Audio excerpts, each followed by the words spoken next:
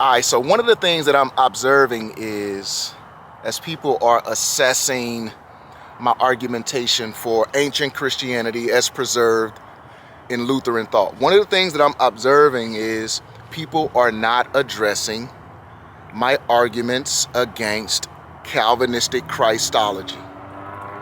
Most people are going for low-hanging fruit. And okay, maybe that's sort of due to my emphasis on the lack of assurance that I felt. I'll take that. But I've also addressed other things in a variety of ways and in a variety of places. And one of those things is Calvin's, I would say, deviation in how he understood Christology or the nature of Jesus. So one of the things that Calvin said was that the finite is not capable of the infinite, right? So he's saying that Jesus' human nature, heard some strange noise coming up out the bushes. I might have to leave. But anyway, so his argument is Jesus' physical nature can't do certain things, right? So one of his arguments that he made in the Institutes was that Jesus did not walk on water per se. He changed the nature of the water and made it walkable. Another thing that Calvin says is that Jesus did not, or because of his human nature, he cannot come through a wall because physical bodies can't do that. Again, the finite, he would argue, is not capable of the infinite. And then that obviously impacts how he viewed the Lord's Supper. And I challenged that on my song 3 Gain a Ra from the project Christ for You. And I'm not hearing anyone address it respectfully.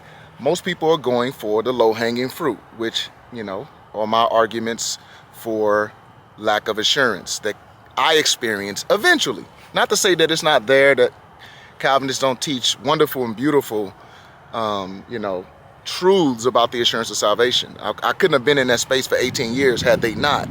However, I would say that's the beginning, that's the origin of the experience.